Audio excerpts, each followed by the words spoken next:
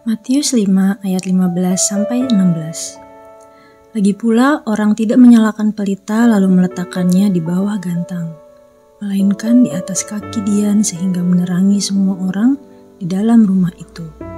Demikianlah hendaknya terangmu bercahaya di depan orang, supaya mereka melihat perbuatanmu yang baik dan memuliakan Bapamu yang di surga. Kita sering mendengar kalimat berikut ini. Tuhan melihat hati, manusia melihat rupa. Itu benar, tetapi apakah menjadi manusia yang baik hati saja sudah cukup? Realitanya, manusia, dunia akan melihat apa yang kita lakukan di dunia nyata. Tindakan nyata kita perlu dilihat oleh orang lain sebagai bukti dari isi hati kita. Sebuah istilah yang menarik akan kita bahas hari ini, yaitu personal branding. Apa itu personal branding? Personal branding merupakan usaha intensional yang disengaja untuk membuat atau mempengaruhi persepsi publik dari suatu individu dengan menempatkan individu tersebut sebagai otoritas pada bidang yang dipilih. Personal branding dapat meningkatkan kredibilitas kita, membedakan diri kita dengan orang lain. Sederhananya, apa yang orang lain pikirkan saat membaca nama kita? Jawabannya dapat kita sebut sebagai personal branding kita. Personal branding merupakan value atau nilai unik tentang diri kita yang kita berikan pada orang lain melalui media yang ada. Value atau nilai yang unik adalah kualitas diri yang langka dan bernilai. Lalu, apa ya yang membentuk brand atau penilaian orang lain terhadap kita? Pertama, penampilan fisik atau luar. Yang kedua, perkataan, karena apa yang keluar dari mulut berasal dari hati. Yang ketiga, hasil kerja atau prestasi. Yang keempat, bagaimana kita memegang kepercayaan. Yang kelima, bagaimana kita memegang janji. Yang keenam, apakah yang akan kita rekomendasikan kepada orang lain.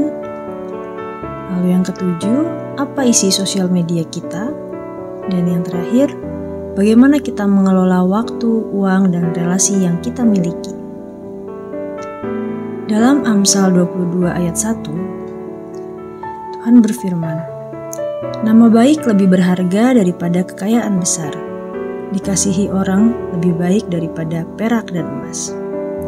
Karena itu, tidak penting seberapa banyak orang yang mengenal kita, tapi lebih penting mengetahui siapa yang kenal kita karena value kita.